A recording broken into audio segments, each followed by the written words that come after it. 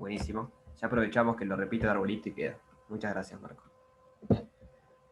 Entonces, este arbolito representa eso. Representa, yo tengo la función u, que depende de x y de y, pero a su vez la variable x e y dependen de r y s. Importante, no tienen por qué dar las mismas variables. Podría pasar que y solo dependa de r, por ejemplo. Pueden tener distintas cantidades de ramitas. Podría ser que y no dependa de nada también. Que termine ahí esa rama y que acá siga.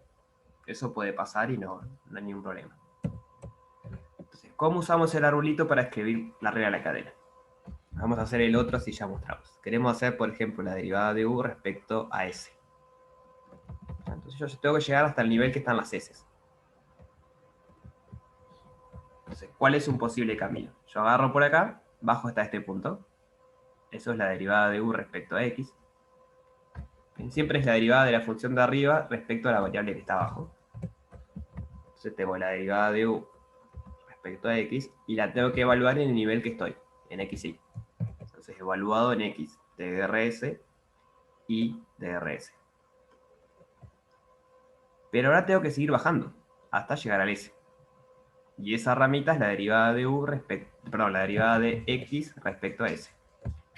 Entonces, esto es importante, cuando bajamos una misma rama es un la derivada de x respecto a s evaluado en el nivel que estoy, en r y en s.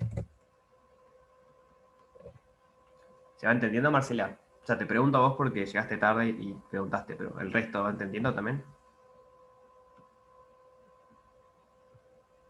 Sí, profe, no me podía desmutear. Sí, totalmente. Bien de bien. Entonces seguimos. Llegamos hasta esta S, pero acá hay otra S. Entonces, de buena manera tenemos que llegar a esa S. ¿Cómo hacemos? Bueno, claramente no tenemos ni una rama que vaya de acá a acá. La única rama que tenemos es de acá arriba, entonces tenemos que empezar de arriba de vuelta. Cuando empezamos de arriba de vuelta va un más. Eso es importante. Es como que bajamos por la rama, siempre multiplicamos, pero cuando vamos a cambiar de rama, ponemos un más y empezamos a bajar la rama de vuelta. Entonces, primero tengo que hacer este caminito, que es la derivada de u respecto a y. Entonces, más la derivada de u respecto a y, evaluado en el nivel que estoy, en x y. Entonces, evaluado en x de rs y de rs. Y ahora tengo que bajar por esta ramita de acá. Y esta es la derivada de y respecto a s. Entonces, por la derivada de y respecto a s, evaluado en el nivel que estoy, en rs. Y ahí me quedó escrita la regla de la cadena. Sin acordarme de todas las fórmulas, simplemente dibujando el arbolito, recordando las reglas, cuando bajo por la rama multiplico, cuando cambio la rama sumo, consigo escribir la regla de la cadena.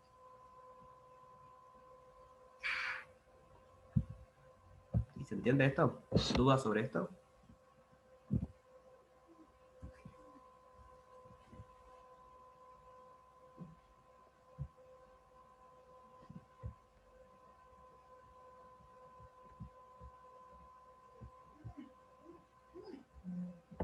Vamos a hacer un ejemplo del ejercicio de práctica. O sea, acá dice exactamente eso mismo que calculamos. Bien, esto que está escrito acá es lo que hicimos y esto en la forma resumida, si nos ponen las variables. Entonces el ejercicio 12 es escribir en cada uno de estos casos la regla de la cadena.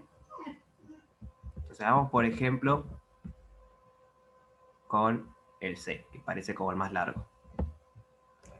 Entonces, observar, tenemos una función v que depende de p, q y r, pero a su vez p depende de x y z, q depende de x y z, y r depende de x y z.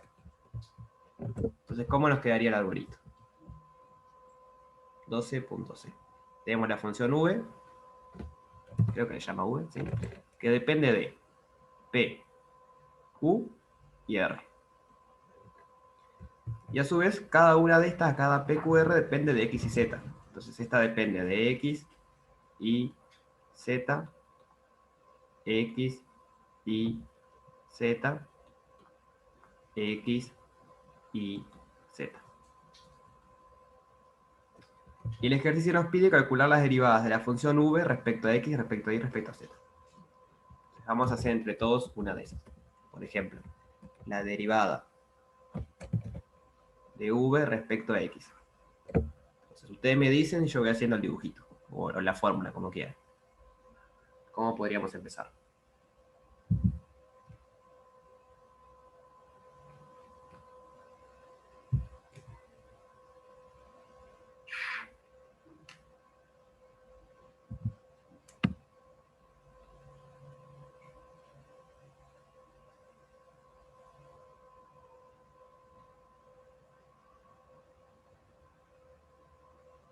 O si quieren, antes de pensar en eso, si miramos el arbolito, que quedó súper desprolijo, pero miremos el arbolito.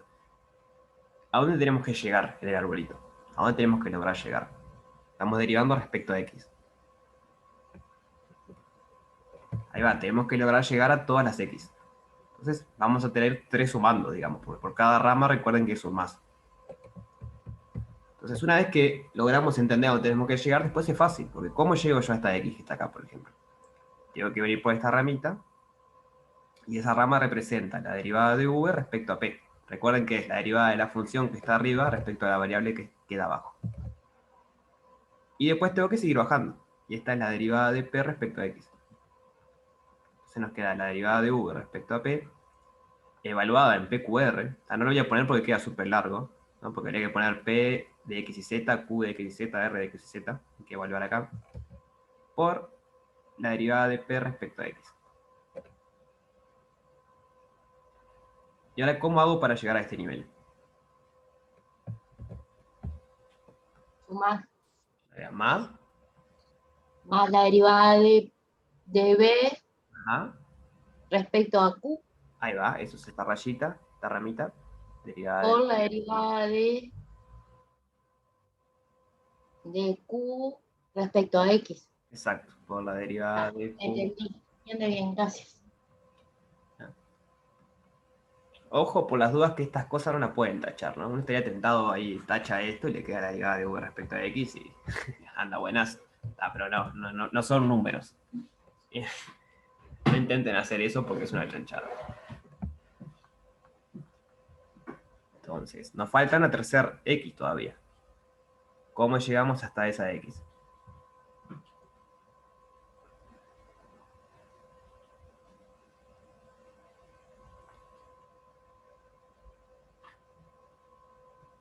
Ahí va. Más la derivada de v respecto a r por la derivada de r respecto a z. Entonces, más la derivada de v respecto a r por la derivada de r respecto a z. Vuelvo a recordar que no estoy poniendo dónde estoy evaluando cada cosa, pero estas, las que están en rosado, son como el primer nivel del árbol, se tienen que evaluar en PQR. Estas son evaluadas en... Sí, perdón, era respecto a X, no sé por qué puse Z ahí, me confundí. Mal yo. Perdón si las confundí, era X. Queremos llegar hasta el X, acá también dibujé mal.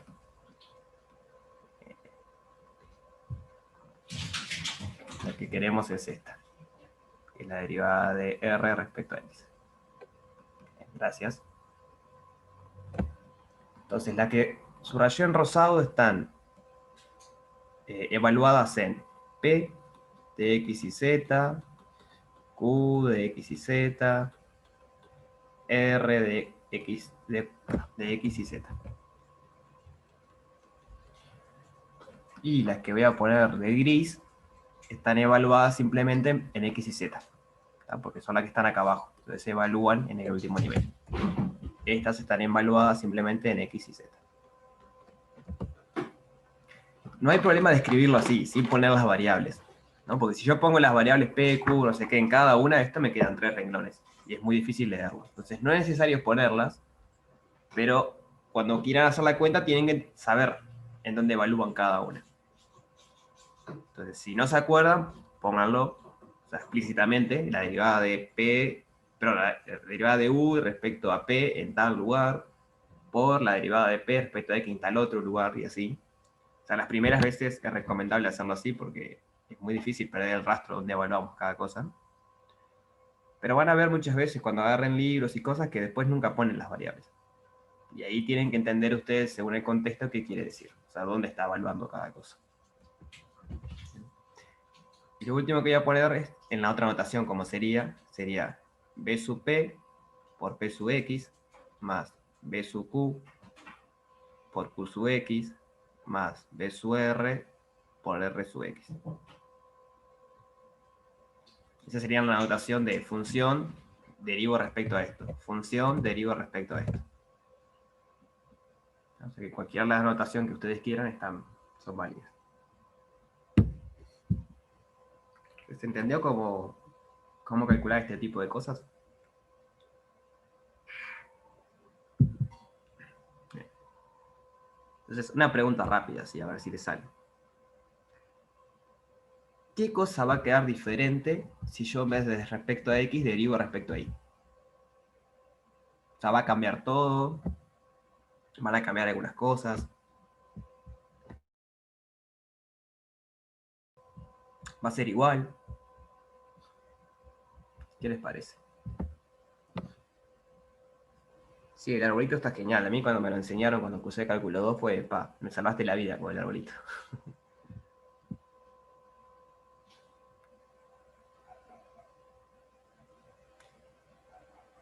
Exacto. Si en vez de derivar v respecto a x, lo queremos derivar respecto a y o a z, las primeras niveles, las primeras ramas quedan igual. Lo que cambia es que en vez de venir para acá, voy para acá. Y eso lo que me cambia es que en vez de ser esta derivada, va a ser la derivada de p respecto a z. Y esta va a ser la derivada de q respecto a z, y esta va a ser la derivada de r respecto a z. Entonces, si calculan una, en realidad saben todas, porque después cambian x, donde aparece x ponen y o z, y tienen las otras derivadas. Ahí va, cambiar la x por la y, y ya está, tenés la derivada respecto a y. Así que buenísimo. Eso en este caso, ojo, ¿no? Que tenemos, digamos, 3 niveles y 3 subniveles en cada uno. Porque podría pasar algo así. Tengamos su x, r, pero a su vez x depende de r y depende de s. Eso podría pasar. Entonces, ¿cómo quedaría la derivada de u respecto a r, por ejemplo? A ver, ¿se animan a decirme? Por lo menos, ¿cómo hago el caminito?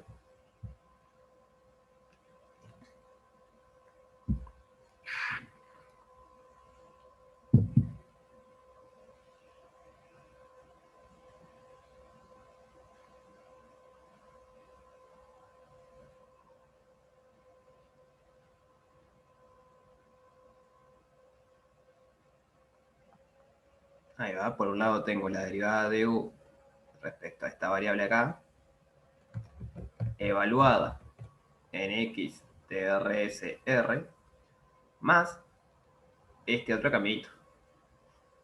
La derivada de u respecto a x, evaluada en x DRSR, por la derivada de x respecto a r, evaluada en rs. Bien, pero cuando yo quiera derivar respecto a s, no va a ser cambiar la r por las s, porque yo acá no tengo s. Entonces, cuando yo derivo respecto a s, simplemente tengo este camino. La derivada de u respecto a x, evaluado en x de rsr, por la derivada de x respecto a s, evaluado en xs. Entonces, no es lo mismo que arriba, pero cambiando donde había r poniendo una s. Simplemente porque este término no depende de s. O sea, este de acá no depende de s. ¿Se entiende la diferencia con el ejemplo de arriba? ¿Por qué en el ejemplo de arriba sí podíamos decir que la derivada respecto a y iba a ser simplemente cambiar las x por y? Pero acá las derivadas respecto a s no es cambiar todas las r por s.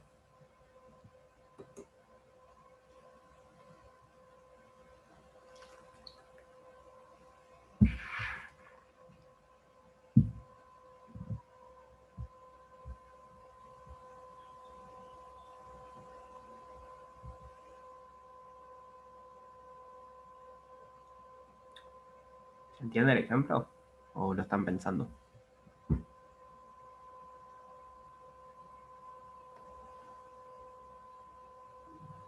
¿Sí?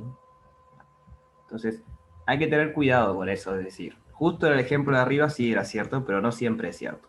Entonces, mi recomendación, si no se dan cuenta, no tienen a mocar. Hagan el arbolito y ahí les va a salir seguro cómo es. Entonces, bueno, el ejercicio 12 es eso. Tienen diferentes combinaciones de arbolitos. Por ejemplo, acá f depende de dos variables, de x e y, pero cada una de ellas depende de tres. Entonces van a tener un arbolito y les pide las derivadas respecto a cada una de esas tres. Acá w depende de tres variables y cada una de esas variables depende de otras dos. Entonces va a ser otro tipo de arbolito. Y bueno, les pide calcular las derivadas esas. Y bueno, el c es como hicimos.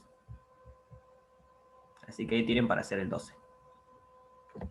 ¿Alguna duda sobre el ejercicio 12? Que no entiendan la letra o no sé, algo del estilo.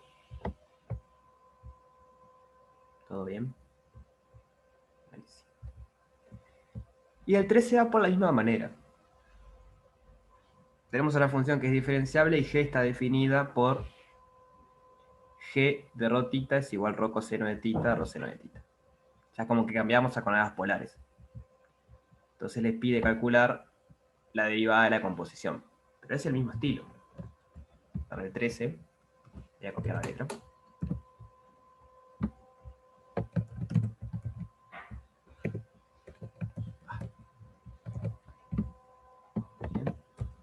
Fíjense que estamos haciendo f compuesta en g. Entonces, ¿qué es? Tenemos f. F depende de x e y. Esto es x, esto es y. Pero a su vez, cada una de estas x y depende de rho y de tita. De rho y de tita. Entonces le está pidiendo la derivada de f compuesta con g evaluada, o sea, de respecto a rho. O sea, este camino hasta acá sería f compuesta con g si quieren. Porque esto es g. Como yo estoy llamando g de algo, g de rho tita me da xy. Entonces f evaluado ahí me da f compuesta con g. Entonces, digamos, esto lo pueden pensar como f compuesto con g. El problema está en que g depende de otras cosas después. Pero es el mismo arbolito. O sea que si logran entender el arbolito, las derivadas salen rapidísimo.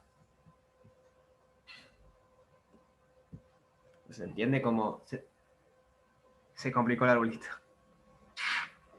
O sea, el arbolito es el mismo. Lo que yo creo que lo que se complica acá es entender que la composición es esto mismo. Pero piénsenlo así. Tiene la función g. Y la función g va de R2 en R2. O de un abierto de R2 a un abierto de R2. ¿No? Toma dos variables y me devuelve dos variables, dos funciones. Entonces yo a esta función le llamo x. Y a esta función le llamo y. Vamos a hacer la cuenta para que les convenza. F compuesto en G de... No sé llamarle XY o... Vamos a llamarle Z... rotita. Porque G depende de rotita, ¿está bien? Entonces, F compuesta con G de rotita es F evaluado en rho coseno de tita, rho seno de tita. ¿Bien? Porque G hace eso. A la primera coordenada me da rho coseno de tita y la segunda me da rho seno de tita. Entonces me queda f de rho coseno de tita, rho seno de tita. Pero a esto llámale x y a esto llámale y. Entonces tenés una función que depende de x e y, pero a su vez cada x e y depende de rho y de tita. Depende de rho y depende de tita.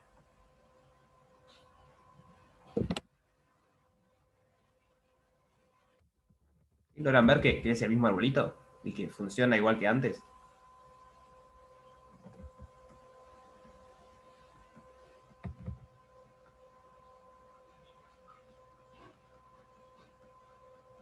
Está buenísimo.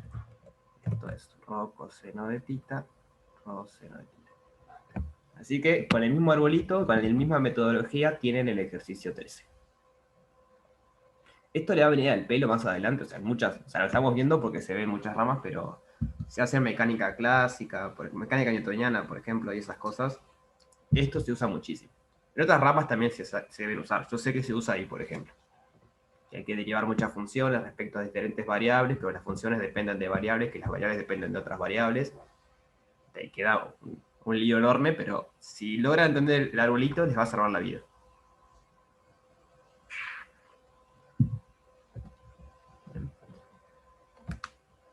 Así que bueno, tienen que calcular las dos. La derivada respecto a ρ y la derivada respecto a θ. Pero ese es el arbolito. Entonces, ¿alguna duda sobre esto o sobre el práctico 8 en general?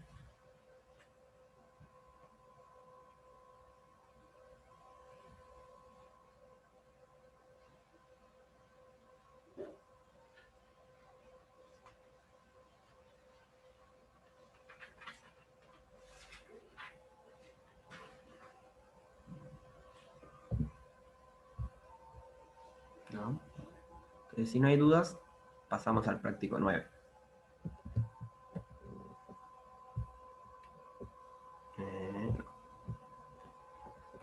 Práctico 9 sigue sobre más o menos los mismos temas.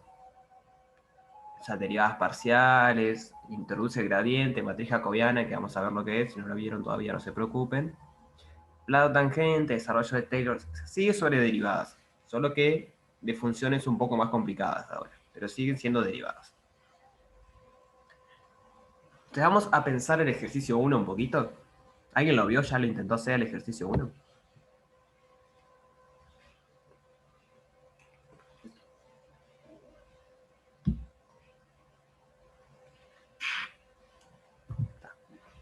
Buenas, así no se aburre nadie. Vamos a pensarlo un poquito. Vamos a poner práctico 9.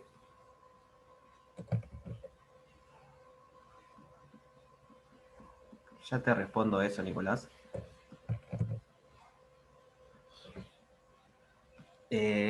Sí, si es diferenciable es de clase C1 y si de clase C1 es diferenciable, eso lo vamos a ver ahora un ratito. De clase C1 quiere decir que las derivadas parciales son continuas y la función también es continua. Y tiene el teorema de condición necesaria o suficiente. La condición suficiente para que una función sea diferenciable es que existan las derivadas continuas, existan las derivadas parciales, pero esas continuas. Entonces, teniendo eso, van a ver que son equivalentes. Igual, ahora más adelante en el ejercicio aparece y lo repasamos. Sí, creo que había un ejercicio sobre eso en el práctico 8. Me parece que sí. Entonces, tenemos una función f de R2 en R2. ¿Qué sabemos? Que la derivada de f respecto a x en el origen vale 2, la derivada de f en el origen vale, respecto a y vale menos 1, y que f es diferenciable en el origen. Entonces nos pide calcular cualquier derivada direccional para un vector no nulo, ¿tá? Porque si es el vector nulo no tiene dirección. Esto simplemente les dice que eso, si el vector es el 0, 0, no hay ninguna dirección para derivar. Entonces nos pide calcular cualquier derivada direccional sabiendo las derivadas parciales y que es diferenciable. Entonces, ¿cómo hacemos este ejercicio? ¿O qué fórmula aplicamos? ¿O qué método? No sé.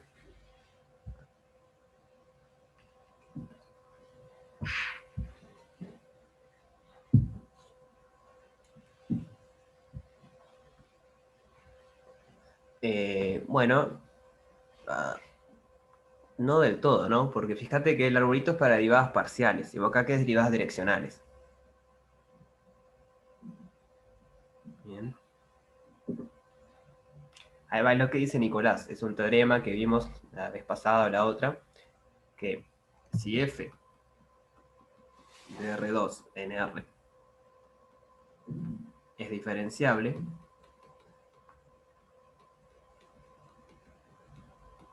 entonces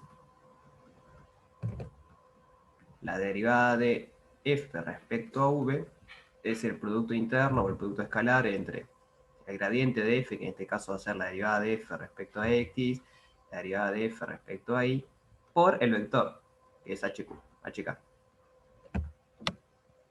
¿No? Acá me faltó poner por todos lados y evaluado dónde, ¿no? En 0, 0, 0, 0, 0, 0, que es la información que tenemos.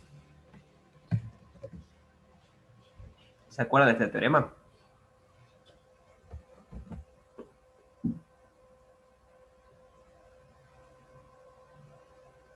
Sí. Bien. Entonces usamos todas las hipótesis ahora, porque es diferenciable. Sabemos que la derivada de f respecto a x vale 2 en el origen, ¿no? Que es donde queremos. La derivada respecto a f, de f respecto a y vale menos 1. Y entonces podemos hacer el producto interno.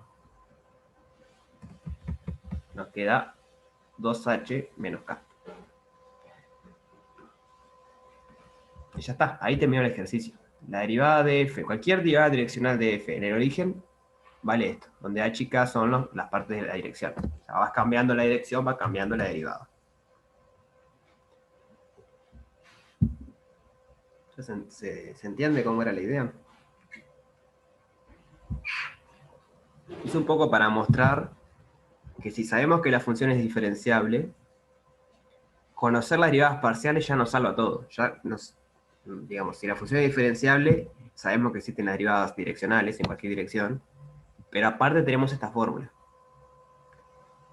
Entonces, que la función sea diferenciable es algo muy, muy potente. Bien. Sí, HK es un vector genérico, no nulo, lo único, para que tenga dirección. En lo que como yo lo escribía antes, esto sería B1, B2, las componentes del vector. Pero lo dejé HK porque en el ejercicio estaba HK. Pero el vector V, V es igual a HK. Ahí va. Entonces la derivada de la función f en el origen, en la dirección dada por HK, me da 2h menos k. Y es lo máximo que podemos decir. Fuera del origen no tenemos idea de las derivadas, porque no tenemos idea de las derivadas parciales fuera del origen. Van a existir porque la función es... Ah, no, solo sabemos que es diferenciable en el origen. Puede ser que no sea diferenciable en otro lado. Entonces, a priori, lo único que podemos decir es esto. No podemos afirmar más nada. Bien. Esto en forma compacta se escribía como... Esto vale para Rn en realidad. Si B es igual a B1, Bn, y f de un abierto de Rn en R es diferenciable,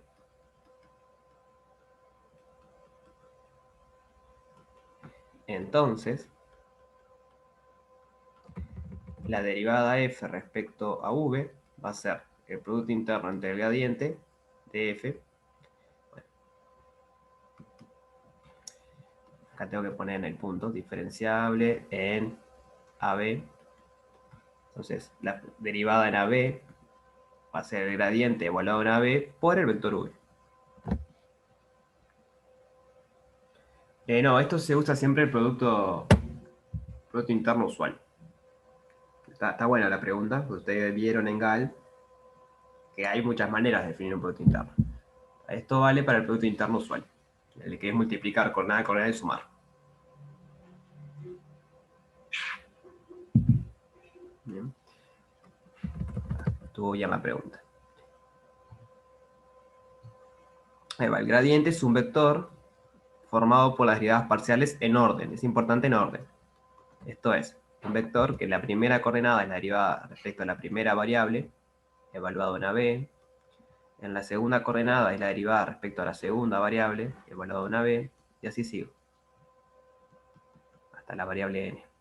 Entonces me queda un vector de n coordenadas, y como este es un vector de n coordenadas, puedo hacer el producto interno. Bien, esto acá sería el gradiente, en dos dimensiones, la derivada de f respecto a x y la derivada de f respecto a y. Esto es súper general, cualquier Rn que tengan funciona.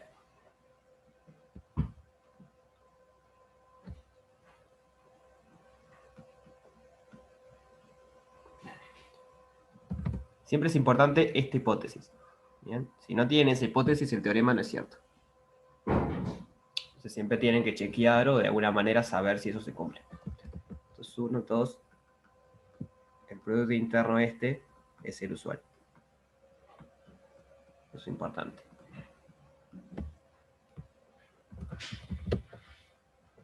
Entonces, ¿dudas sobre esto?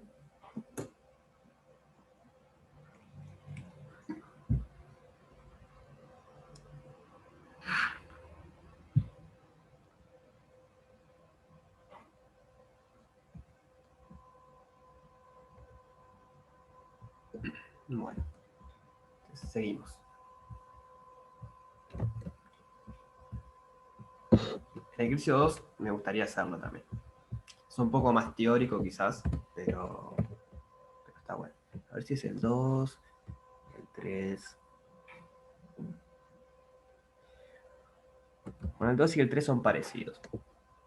Hacemos el 3, así ustedes intentan hacer el 2.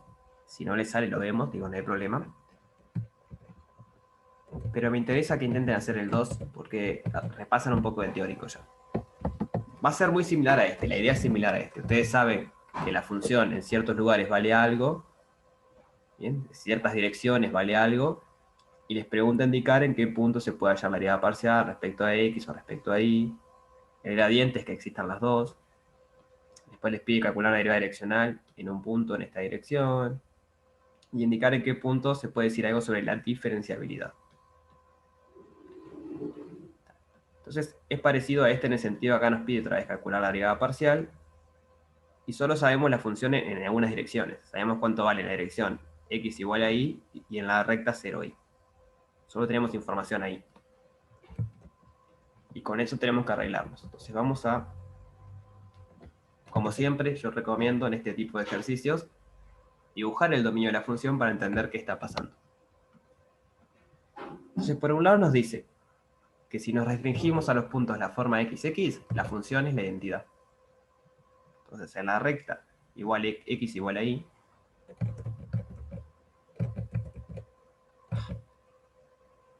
ahí la función simplemente vale x. Eso es esta parte. Y por otro lado, en la recta x igual 0, es esta recta, la función vale 0. Y eso es todo lo que sabemos. La función en el eje vertical vale 0 y en la recta, en la diagonal, digamos, vale x. Y con esa información queremos calcular la derivada respecto a x en el origen. Entonces, ¿se entiende qué es lo que tenemos y qué es lo que queremos? Más allá de que sepa o no cómo resolverlo, ¿se entiende la letra del ejercicio?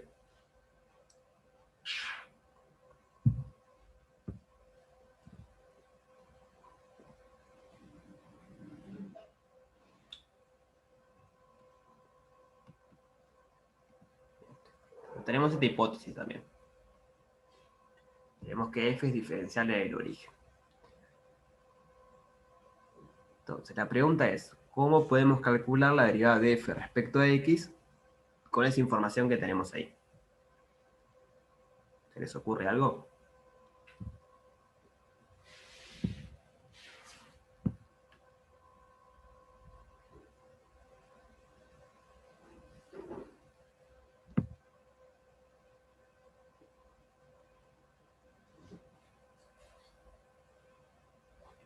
Bueno, pasa que para hacer el límite, vos la derivada respecto a x tenés que acercarte por acá y por acá, pero para poder hacer el límite tenés que saber cuánto vale la función ahí, y no tenés idea, porque solo sabes cuánto vale en la línea roja y el azul. Entonces, si te acercás acá por el eje x, no tenés idea de lo que pasa con la función. Ahí va lo que está diciendo Nicolás, creo que Marco se refería a lo mismo. Usar la formulita que usamos recién. Como f es diferenciable, nosotros sabemos que la derivada de f respecto a v, para cualquier v, va a ser el producto interno entre la derivada de f, vamos a ponerla en 0, 0, respecto a x en 0, 0, derivada de f respecto a y en 0, 0, con el vector b1, b2, que es el que me da la dirección. Entonces, esto es lo que nosotros queremos averiguar. Esta es la incógnita. La pregunta es si podemos calcular esto para alguna dirección y si podemos calcular esto. Entonces despejamos. Si podemos calcular lo que está en verde, podemos despejar lo rojo. Voy a hacer la cuenta. Esto es v1 por la derivada de f respecto a x en 0, 0, más v2 por la derivada de f respecto a y en 0, 0. Entonces despejo la incógnita.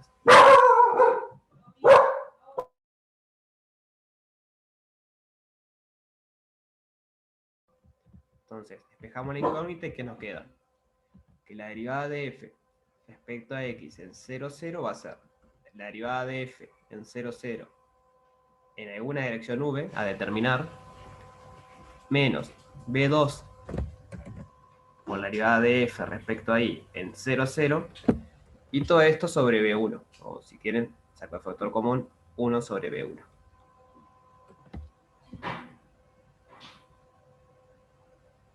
Ahí va, la gracia va a ser lo que dice Mateo. Pero antes de eso, ¿se entiende por qué es válida esta fórmula? O sea, ¿cómo aplicamos que sabemos que es diferenciable el origen para poder despejar la derivada de f respecto de x.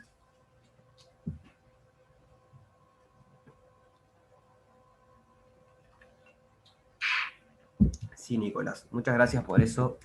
Eso me olvidé, ponerlo acá arriba es muy importante. La norma de v tiene que ser 1 para que funcione. Sí. Ahí va, vamos a usar ese. Pero antes de pasar a todo eso, yo ya veo que van entendiendo algunos, pero mi pregunta es, si ustedes se enfrentan a un ejercicio de este tipo ahora, ¿saben cómo resolverlo? Más allá de ver cómo calculamos las derivadas, esas que queremos calcular, pero cómo usar la hipótesis de que es diferenciable de origen para despejar la derivada que queremos, ¿eso se entiende?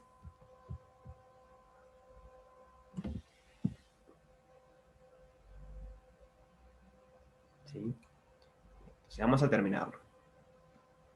Lo que tenemos que calcular es esto y esto. Si sabemos esto y esto, ya está. ¿No? Porque el B2, B1 va a depender del B. O sea que si conocemos esas dos derivadas, para alguna dirección B en particular y la respecto ahí, estamos. Pero, o casualidad que sabemos la derivada respecto a y, o la podemos calcular, porque sabemos cuánto vale la función en el eje y, y tenemos una dirección acá. Entonces, podemos calcular por un lado la derivada de f respecto a v, con v, como decían los compañeros, 1 sobre raíz de 2, 1 sobre raíz de 2. Este es un vector, vamos a poner en rosado,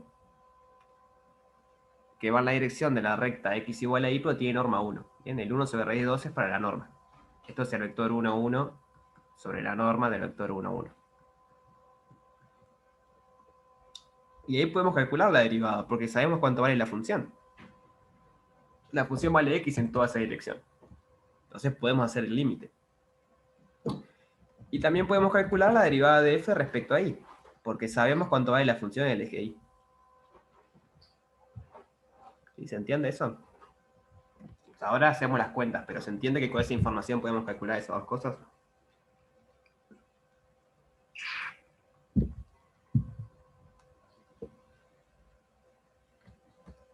Vamos a ver las cuentas a ver si nos convence. Vamos a empezar con la más fácil, que es la derivada de f respecto a y.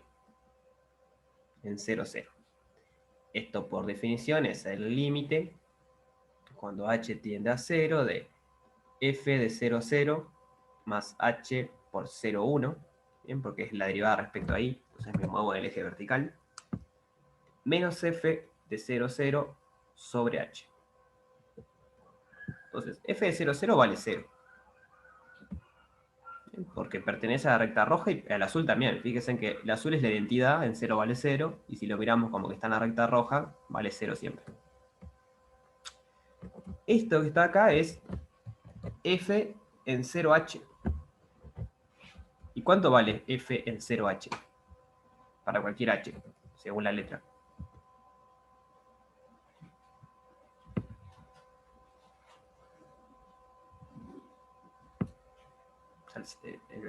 Estoy hablando de la función acá, por ejemplo, o acá, en 0h. Ahí va, vale 0. Entonces esto de acá también vale 0. Entonces esto es el límite cuando h tiende a 0 de 0 sobre h, y eso es 0.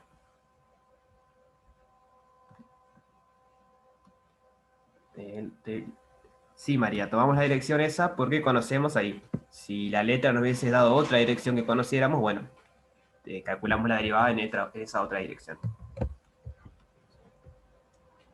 Sí, sí, es por eso. Está. Entonces tenemos la derivada de f respecto a y. O sea que esto que está acá vale 0. Ahora nos falta calcular la otra. Entonces la derivada de f respecto a v en 0, 0, por definición es el límite cuando h tiende a 0 de f de 0, 0 más h por el vector. Voy a sacar el factor común raíz de 2 y le pongo el 1, 1. Menos f de 0, 0 sobre h. Entonces de vuelta, f de 0, 0 vale 0. Después, esto que está acá es f evaluado en h de raíz de 2, h de raíz de 2. ¿Y cuánto vale f de h de raíz de 2? H de raíz de 2 en este caso.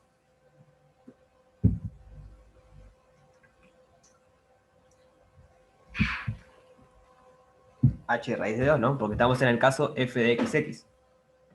Estamos diciendo f de h raíz de 2, perdón, h raíz de 2, h raíz de 2, el y es igual al x, entonces estamos acá. Y esto me dice la letra que es h raíz de 2. Por eso, ¿se entiende eso?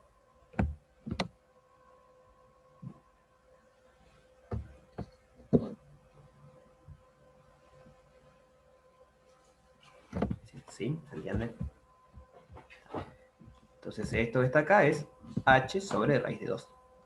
Entonces ya está, tengo toda la información para hacer el límite. Porque me queda el límite cuando h tiende a 0 de h sobre, vamos a ponerlo así, h sobre raíz de 2 dividido h.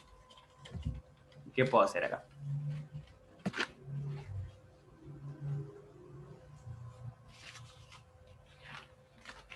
O sea, yo quiero ver este límite. Cancelo las h.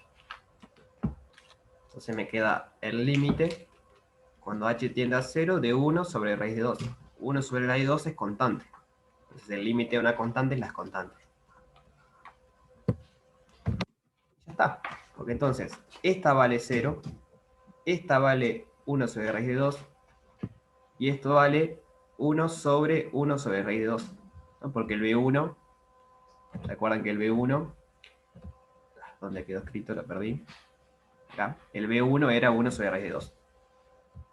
Entonces 1 sobre B1 es 1 sobre 1 raíz de 2, y esto es raíz de 2.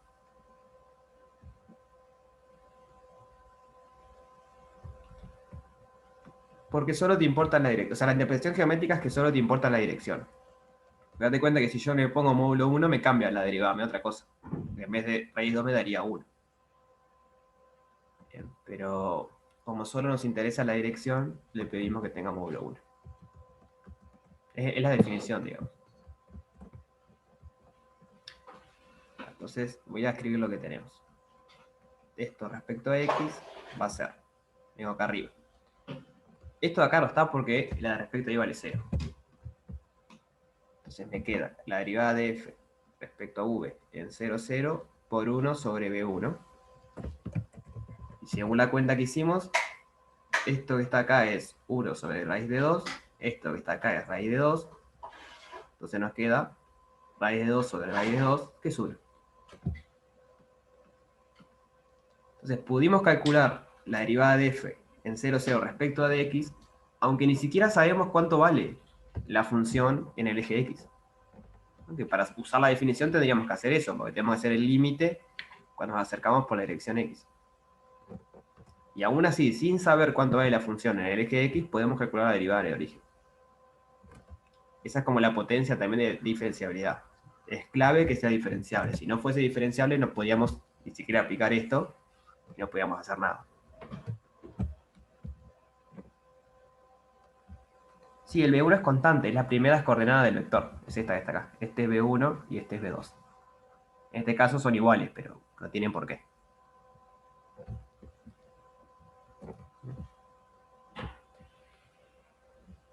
Queda 1 porque es la raíz de 2 dividido la raíz de 2. O sea, esto, ¿estás de acuerdo en que esto es igual? Con la cuenta que hicimos acá. Y el B1 vale 1 sobre raíz de 2. Pero entonces 1 sobre B1 es raíz de 2. Entonces le queda raíz de 2 dividido raíz de 2 y eso da 1. Bien, buenísimo. De nada. Entonces yo creo que estos ejercicios son para eso, para empezar a darse cuenta lo potente que es saber que una función es diferencial en algún punto. Bien. De vuelta, si no supiéramos eso, no podemos calcular la derivada de f respecto a x. Porque con la definición no podemos. No podemos hacer el límite ahí. Pero aún así, solo con el hecho de saber que es diferenciable, aunque no podamos calcular el límite explícitamente, podemos saber cuánto vale la derivada.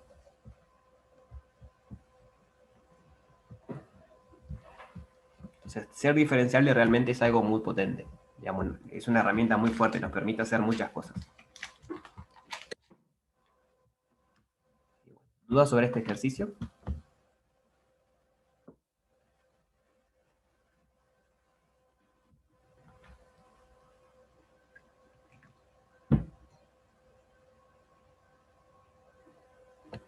Sí, si la hipótesis no dije se puede ser diferenciable, no hay manera. Porque la única manera que conocemos, sin usar esto, es la del límite, ¿no? El límite cuando tiende a 0, de f de 0, 0, más h por 1, 0, menos f de 0, 0, sobre h. Y el problema a esto no causa problema, porque eso vale 0. Pero esto es f de h0, o sea que es un punto que está o acá, dependiendo del signo de h. Y ahí no sabemos idea cuánto vale la función. Entonces no sabemos qué valor tiene eso, mucho menos vamos a poder calcular el límite. Si no sabemos cuánto vale la función. Entonces ese es el problema que hay.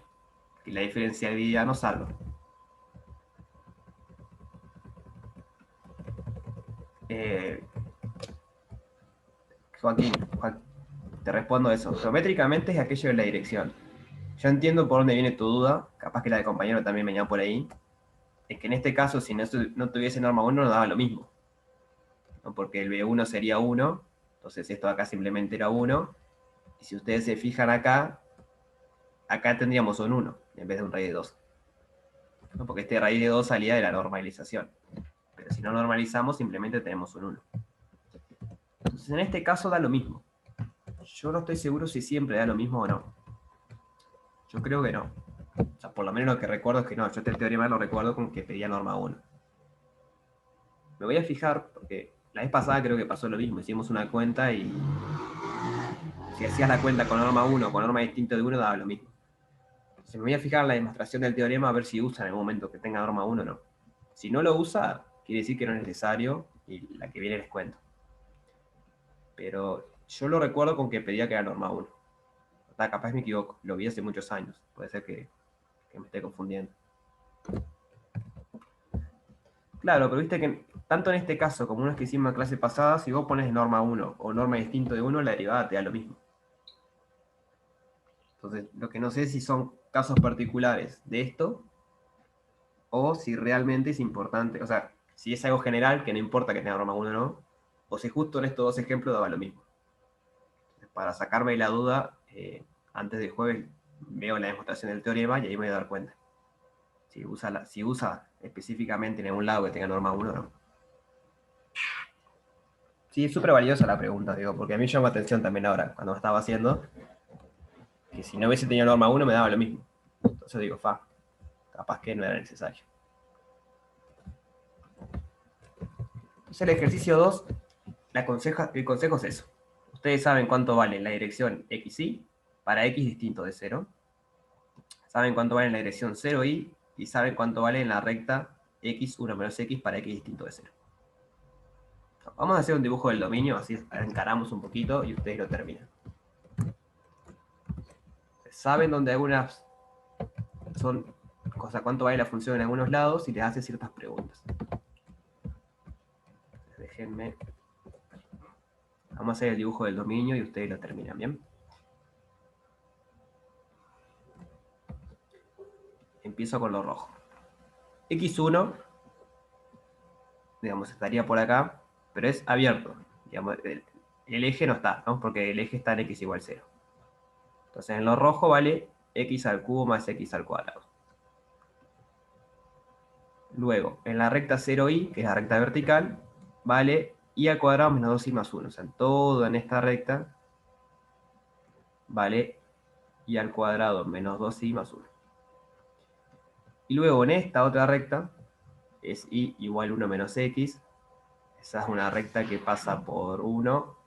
Cuando x vale 0 pasa por 1 y cuando x vale 1 vale 0. Es una recta así. Se suponía que era una recta.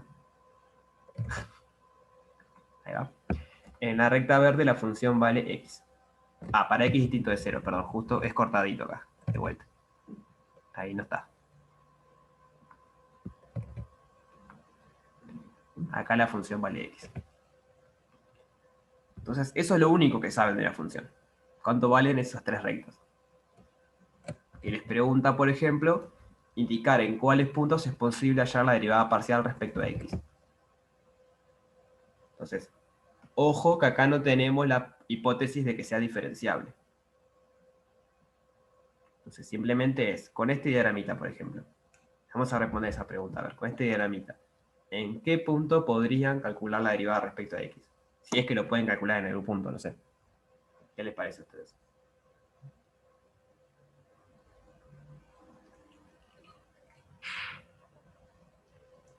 Ahí va. Nicolás dice que en 0,1 podemos. ¿Y por qué podemos?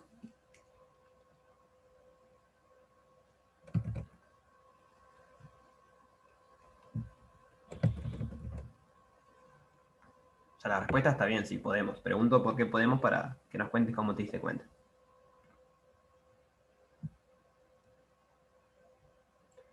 Ahí va. En el fondo, la derivada parcial respecto a x, ustedes necesitan saber qué pasa cuando se mueven en la dirección x. ¿No? Por el tema del límite, de vuelta. ¿Cómo es la derivada de f respecto a x? El 0,1. Es el límite cuando h tiende a 0 de la función en 0,1 más h de 1, 0, ¿bien? Porque es la derivada respecto a x, menos f en 0,1 sobre h. Entonces, esto lo conocen. Pertenece a la recta azul. Entonces vale esta ecuación con 0,1, que nos queda 1 menos 2 más 1. Vale 0. Y esto es f de h más h1. O sea que es un punto que está de este lado o de este lado dependiendo del signo de h. Si h es positivo, estás acá o estás acá. O sea, estás haciendo el límite cuando te acercas ahí. No sé si se nota, voy a hacer más grande la flecha, después la borro. Estás haciendo el límite cuando la función se mantiene en la recta roja y se acerca a ese punto. Pero como la función se mantiene en la recta roja, ustedes saben cuánto vale. Porque en ese lugar saben cuánto vale. Esto es, tienen que usar la ecuación roja, h al cubo más h al cuadrado. Entonces tienen toda la información para hacer el límite. ¿Se entiende?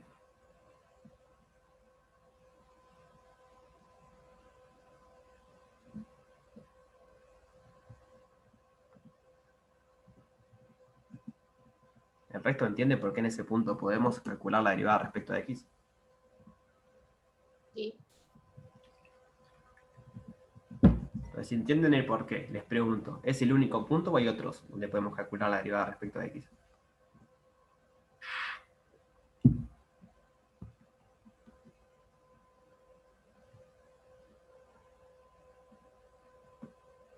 Podés calcularlo en toda la recta esa roja también, ¿no? Ahí va, exacto, se puede calcular en cualquier punto de esta recta. Por el mismo argumento, ustedes necesitan saber cuánto vale la función cuando se acerca.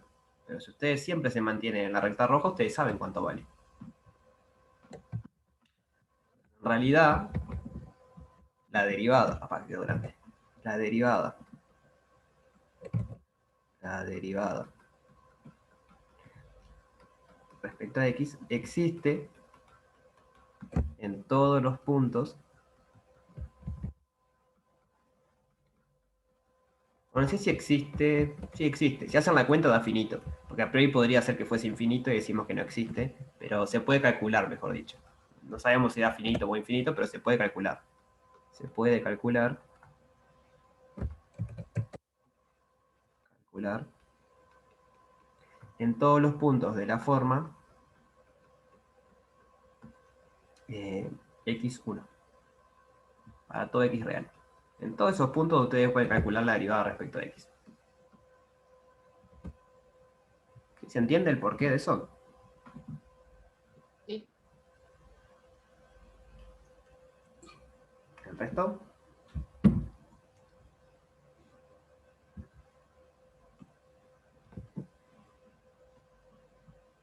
Bien. Repito lo importante, se puede calcular. Porque puede ser que no exista, puede ser que el límite oscile o el límite de más o menos infinito.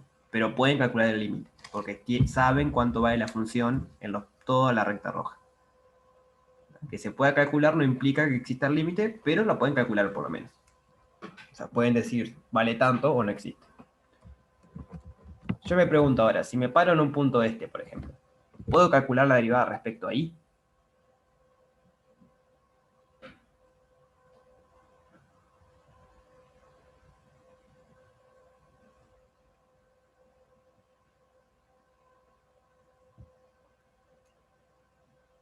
¿Qué les parece a ustedes?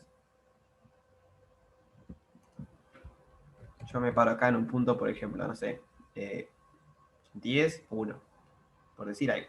A un punto que esté por esta zona.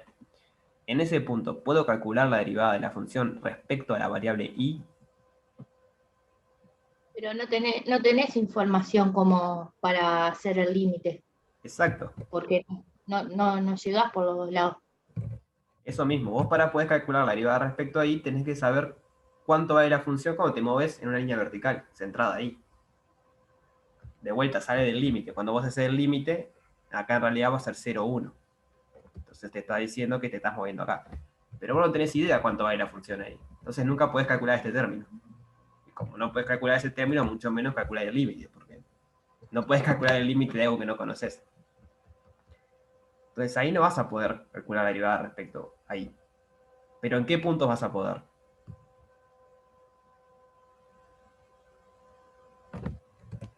Hay algunos puntos donde sí podemos. Respecto ahí decís vos, Sí, respecto a y. en el que dijo primero el compañero también se puede. También, ese se puede respecto a y, ¿cierto? Y Y toda algunos, la recta ahí también. toda la recta azul podemos. ¿No? Porque nos paramos en un puntito y lo que necesitamos saber es cómo varía la función cuando nos mantenemos en la recta vertical. O sea, cuando nos acercamos por acá o por acá. Y eso lo sabemos. Porque como nos mantenemos en la recta azul, la función vale eso. O sea que el límite lo podemos calcular. De vuelta, puede ser que no exista o quede infinito, pero lo podemos calcular. ¿Ah? Entonces, ese tipo de argumentos es que hay que usar en este ejercicio, que les pide indicar en qué punto se puede hallar la derivada parcial respecto a x o respecto a y, en qué puntos es posible hallar el gradiente. Para hallar el gradiente tienen que hallar las dos derivadas, ¿no? La respecto a y y respecto a y. Después calcular la derivada direccional en 0, 1 respecto al vector este. Bien, el vector ese es este, que está acá. Es este vector. Entonces, calcular la derivada en ese punto respecto a ese vector. Lo pueden hacer porque saben cuánto vale la función. Y después le pregunta indicar en qué punto se puede decir algo sobre la diferenciabilidad. Entonces, ahora vamos a ver una condición para poder decir algo de esto. Claro, los puntos verdes vos podés derivar respecto a la dirección de la recta verde, digamos.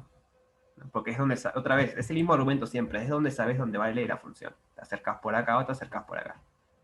Es la única dirección que vos podés decir algo. En cualquier otra dirección que te quieras acercar no sabes cuánto vale la función. Así que en toda la recta verde, o sea, las dos semirectas verdes, incluido este punto, porque ahí también te acercas por las semirectas verdes, podés calcular la derivada en esa dirección. Entonces déjenme responder lo de la diferenciabilidad y pasamos a otro. Teorema. Condición suficiente o necesaria, no me acuerdo, suficiente. Suficiente de diferenciabilidad. Les quería comentar algo, me acordé recién. El otro día hice una burrada y nadie me dijo nada. El otro día escribí azul con tilde y nadie me dijo nada. Me tienen que decir cuando hago esas cosas. Después queda grabado que escribí azul con tilde y van a decir, este no sabe nada. Y cuando ustedes vean que yo hago una burrada de esa, me avisan, ¿tá? No se queden callados. No sé. El asunto es darnos cuenta. Ustedes, entonces no fui el único. Si nadie se dio cuenta, viste, me hubiese quedado callado y nadie se enteraba. Sí, está, una burrada mía. No está muy lejos de la realidad, ¿no? Porque tampoco soy un genio, pero azul con tilde fue grave. Entonces, ¿qué dice esto?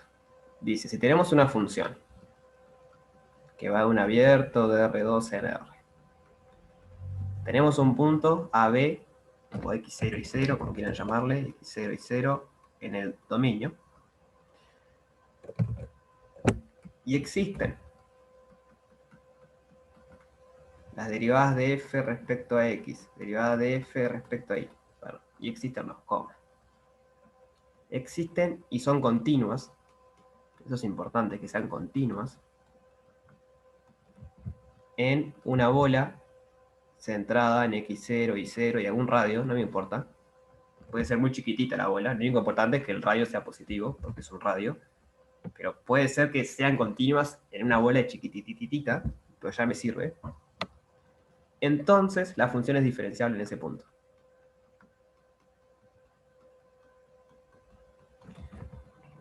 Es diferenciable en x0 y 0.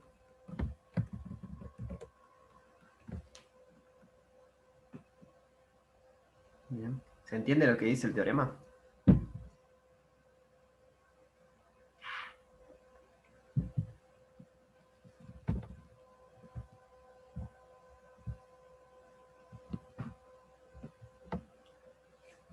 Eso es importante notar que si alguna de las dos derivadas o las dos no son continuas, no sabemos nada, porque no es un sí solo sí.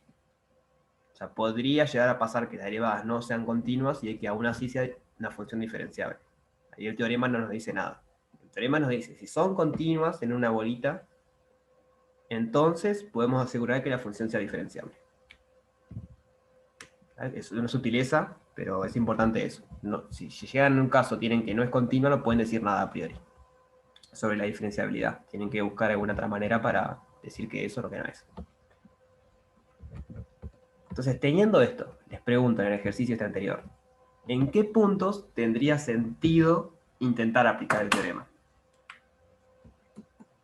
O sea, para aplicar el teorema tenemos que saber que en un entornito, una bolita, existen las derivadas parciales y son continuas.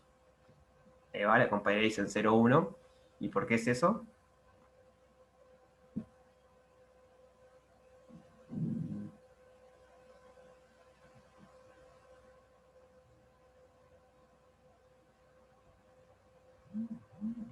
Ahí va, es el único punto donde tenemos chance de calcular la derivada respecto a x y la derivada respecto a y.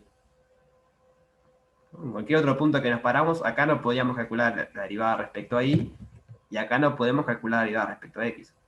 En el único punto donde tenemos chance de calcularla, que después que exista esa continua es otro tema, pero tenemos chance de calcularla, va a ser en este punto. Entonces, la pregunta esta de indicar en qué punto se puede decir algo, va a ser solamente en este. Porque es el único punto donde pueden calcular las derivadas parciales, ambas derivadas parciales. Entonces, lo que hacen es calcular las dos derivadas parciales, si le quedan continuas, ya está. La función es diferenciable en ese punto.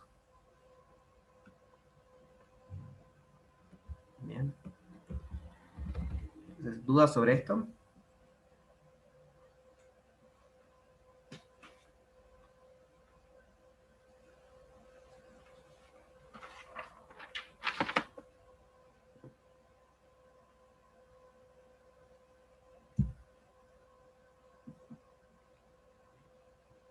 Y el resto viene todo bien.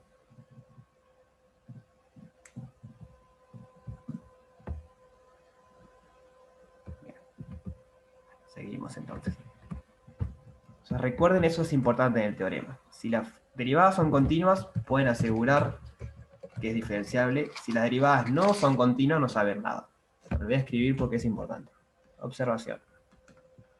Si alguna, o ambas. Bueno, acá puse 2, pero esto vale en Rn. Si ustedes ponen acá n y ponen todas las derivadas son continuas, vale. Hay que pedir que todas las derivadas direccionales sean continuas, en un entornito.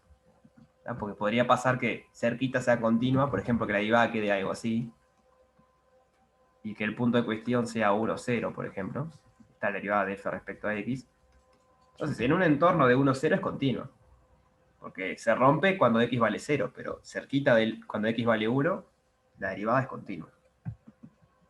Por eso es que en alguna bolita sea continua. No le pedimos que sea continua en todo el R2.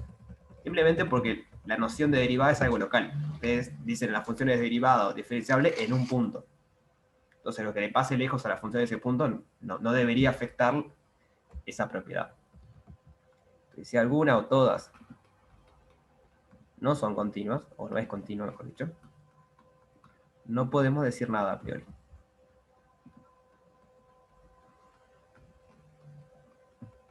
O sea, con a priori me refiero con este teorema. Lo que hay que hacer es o calcular hacia el límite o probar la definición de diferenciabilidad, aquello de que existe la formación lineal, que no sé qué, no sé cuánto. Así que bueno, eso es importante. Bueno, matriz jacobiana, ¿ya lo vieron en teórico eso? ¿Les suena matriz jacobiana?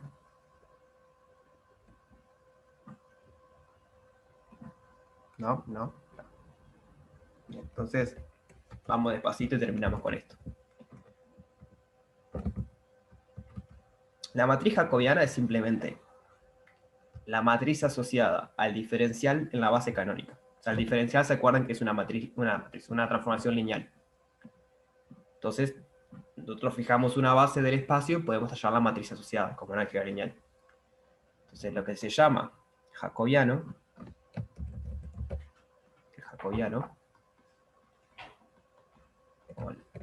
se llama jacobiano, la matriz jacobiana. Jacobiano es el determinante de eso. Entonces, la matriz jacobiana es, vamos a llamarle J, la matriz asociada al diferencial en la base canónica. ¿Lo escribían así, en álgebra lineal, la matriz asociada? ¿O cómo lo escribían?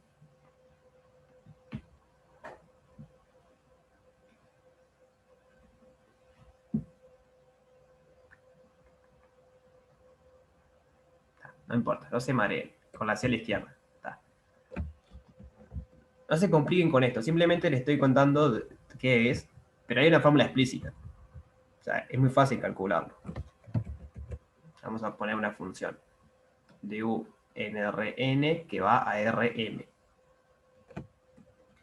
Entonces la matriz, o sea, ¿esto qué es? F de x1, xn va a ser f1 de x1, xn, taca, taca, taca, fm. O sea, la imagen tiene m componentes, donde cada una va a ser una función que depende de todas las variables. ¿No? Ejemplo, f de xy igual, yo qué sé, e a la x coseno de x por logaritmo de y. Esta sería f1, esta sería f2.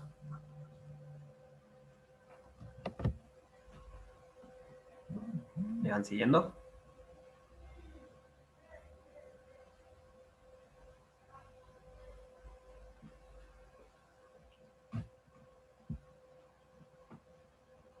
Bien. Yo tengo una función general que va de un abierto u de Rn a Rm. Entonces, esa función yo la puedo expresar así, como que es algo que agarra n variables y me devuelve un vector de Rm, donde cada coordenada es una función que depende de las variables que puse acá. Entonces, un ejemplo es esta. F agarra dos variables y me devuelve dos funciones, esta y esta. Este sería un ejemplo de una función que va de R2 en R2. Pero podría ir de R2 en R4, de R2 en R1, de R2 en R3, de R5 en R1, no sé, lo que quieran. Pero siempre va a tener esta forma. Son ciertas coordenadas donde cada coordenada depende de las variables.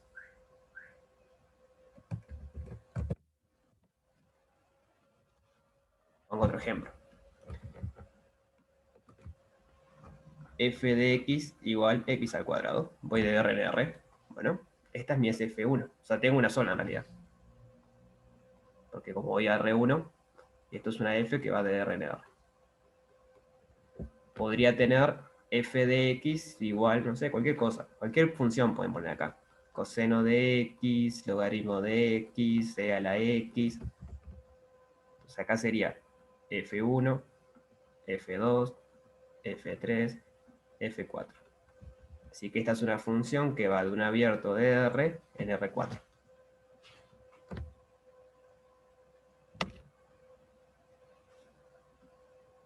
¿Sí? ¿Se entiende un poquito más qué es lo que estoy diciendo? O sea, cómo estoy describiendo la función en general. O sea, la F mayúscula la represento las coordenadas de la imagen, si quieren verlo así. La imagen es un vector de Rm, entonces tiene m coordenadas, cada una es una f esta mayúscula. Entonces, en esta configuración, la matriz jacobiana evaluada en un punto x1, xn, va a ser, la manera compacta de escribirlo son los gradientes. El gradiente de la primera función, esto es un vector, lo pongo como vector columna en la primera, toda la primera parte de la matriz, la primera fila entera, es el gradiente de la función 1. La segunda fila va a ser el gradiente de la función 2. Y así sigo. La última fila va a ser el gradiente de la última función. Entonces esto es una matriz de dimensión n por m. N por m. Entonces, déjenme buscar un ejemplo. F de xy igual e a la x coseno de x, o coseno de y. O sea, voy a escribir más desarrolladamente esto, que sería en este caso. El jacobiano de f en un punto xy.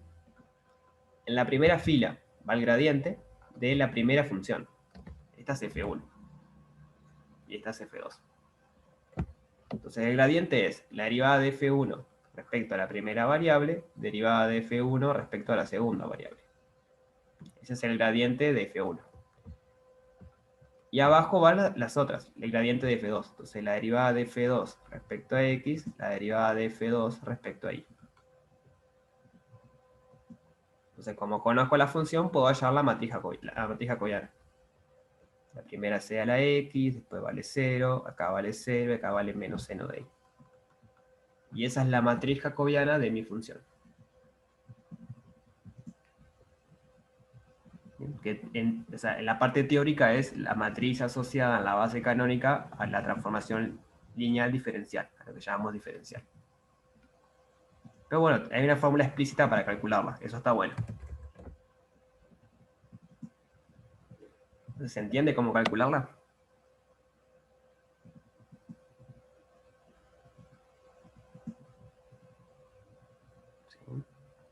Entonces el ejercicio 4 va de eso.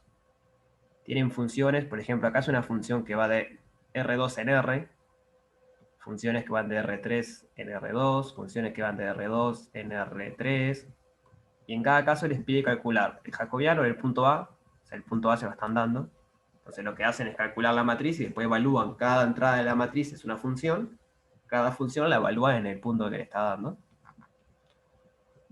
Y después les pide calcular el diferencial de f en el punto A aplicado a este vector. Eso simplemente es, una vez que tienen la matriz jacobiana del punto A, multiplican esa matriz por este vector. Que ahora que lo veo puesto acá está medio feo escrito, ¿no? Porque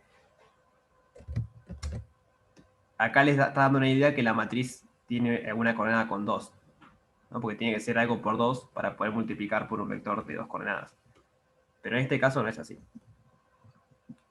¿Cómo les queda, a ver si se dan cuenta, cómo les queda la matriz jacobiana de una función que va de R2 a R? ¿Qué es la matriz jacobiana? Pista, es algo que venimos usando. Sí, va a ser algo 1 por 2, pero tiene un nombre particular. Va a ser el gradiente.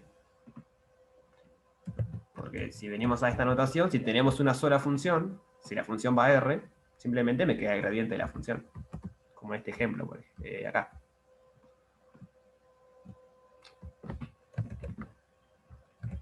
Entonces, como acá la función va de R2 en R, la matriz jacobiana simplemente va a ser el gradiente, evaluado en este punto. Acá sí le van a quedar matrices más grandes, una matriz 3 por 2 y acá una 2 por 3. Pero es lo mismo, tienen que calcular todas las derivadas parciales y ponerlas en el orden que van, eso es importante. Ponerlas en este orden. Si ustedes cambian el orden, están calculando otra cosa.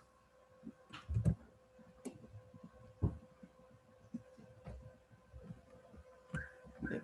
Entonces, si les parece, les dejo el 1, 2 y 3 para ustedes, que son más, tienen, o sea, esta es la cuenta. Y vemos el 4, que es un poco más teórico. Bien, porque no tiene una función explícita para derivar, como más agarrada de los pelos. ¿Les parece?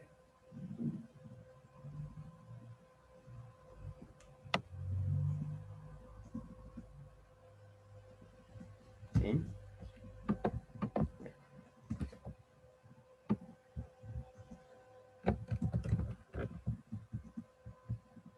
Vamos a terminar con esto. Tenemos una función que va de RP en RQ. A es un punto de RP fijo cualquiera. Y f de x, la función lo que hace es multiplicar. O sea, si ustedes tienen un vector x en RP, tiene p coordenadas, y la función lo que hace es multiplicar eso por una matriz A. Que la matriz A es una matriz Q por P. Entonces, básicamente es una transformación lineal. Está multiplicando un vector por una matriz. Entonces, ejemplo de esto sería, no sé, f de R2 en R3, y ustedes lo que hacen es mandar el vector xy, lo mandan en una matriz A, B, C, D, E, F, G, H, I por X, perdón, ahí lo puedo multiplicar. A, B, C, D, E, F, A, B, C, D, E, F por XY. Entonces me queda A por X más B por Y, C por X más D por Y, E por X más F por Y. La función lo que hace es, a este vector asocia este vector. La gracia es que esta matriz está fija, esta es la matriz A. Entonces, cada vector de R2 multiplica la matriz por ese vector y me da un nuevo vector que está en R3. ¿Y se entiende cómo sería la función?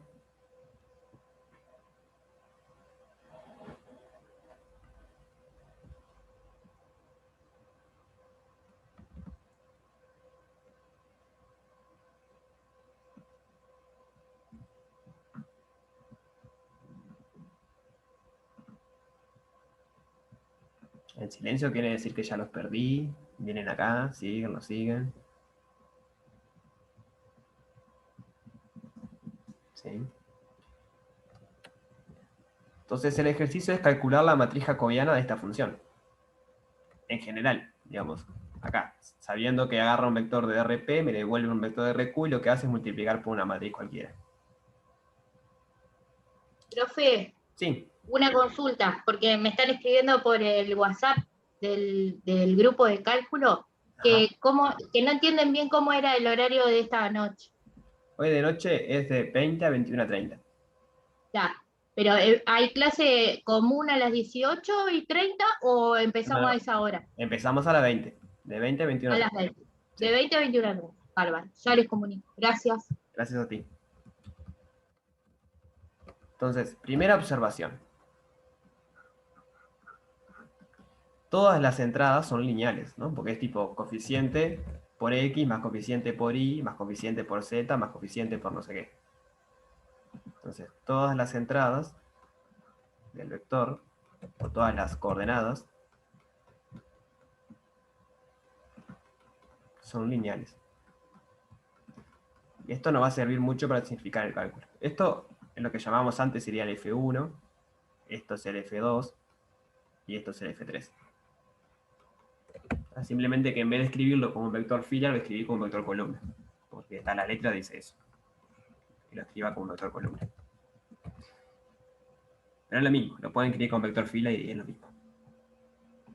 Entonces, si las coordenadas son funciones lineales y la derivada es una operación lineal, ¿qué me tendría que dar la matriz jacobiana? ¿Se dan cuenta? Sin hacer la cuenta. ¿Se dan cuenta sin hacer la cuenta? O sea, sin hacer ninguna derivada, ¿se dan cuenta cómo quedaría la matriz jacobiana? ¿O tienen una intuición de qué tendría que dar?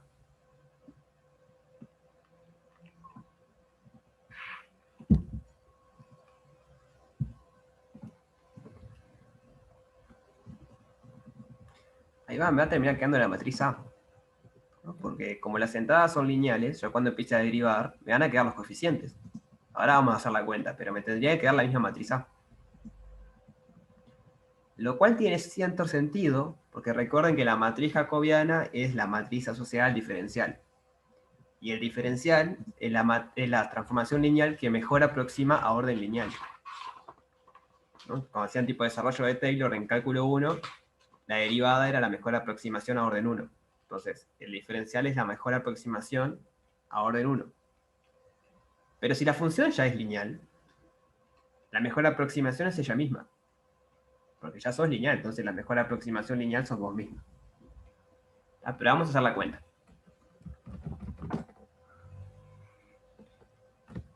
Para que ver qué queda. Entonces, en el caso general tenemos x1, no sé qué, hasta xp. Lo mando a algo que es una matriz A11, A1p, AQ1, AQP, por x1, xp. Entonces, esta es la matriz A. Entonces, voy a hacer un poquito rápido esta cuenta, pero si se pierden me preguntan. O sea, el producto de esta matriz. Esto va a quedar la suma. La voy a escribir más explícitamente. Va a ser A11 por x1 más A12 por x2 más taca taca taca más A1p por xp. A1p por xp. Y lo mismo todas las coordenadas. AQ1 por x1 más AQP por xp. Entonces recuerden que esto es lo que llamábamos F1 mayúscula, acá va a estar F2, F3, F4, y esta es FQ. Y la matriz jacobiana eran los gradientes de estas funciones. ¿Sí? ¿Me vienen siguiendo?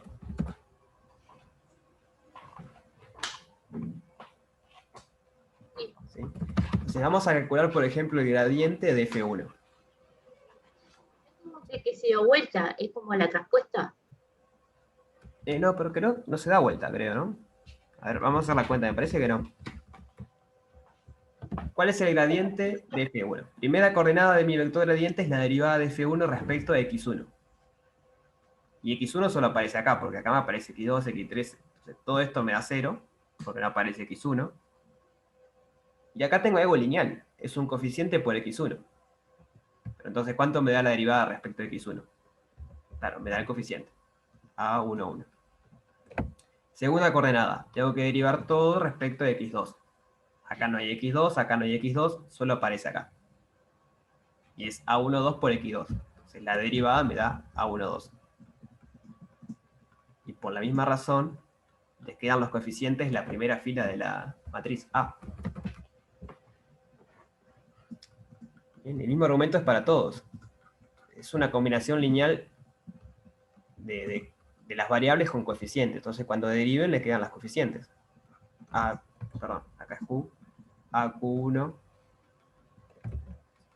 AQP. Pero entonces la matriz jacobiana AF en un punto de x1, xp, va a ser simplemente la matriz A. Lo que decíamos al principio. Bien, porque digamos, esta era la primera fila de mi matriz A. A11 hasta A1p. Y la primera fila de la matriz jacobiana es el gradiente de la primera función, que coincide. La primera fila de la matriz jacobiana es la primera fila de la matriz A. La segunda fila de la matriz jacobiana es la segunda fila de la matriz A. Y así con todas las filas, entonces son la misma matriz.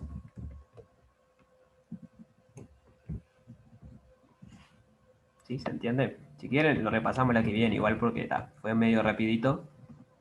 Pero mírenlo y la que viene lo repasamos bien.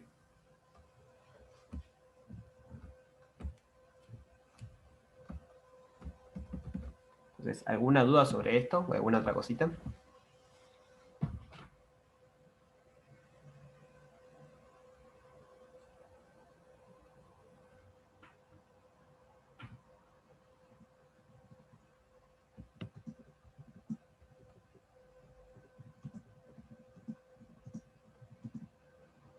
Si no hay dudas, entonces nos vemos el jueves. Traten de avanzar un poco y seguimos con estos temas el jueves. Bien. Gracias, profe. Hasta Dale, nos mañana. vemos. Que pasen bien.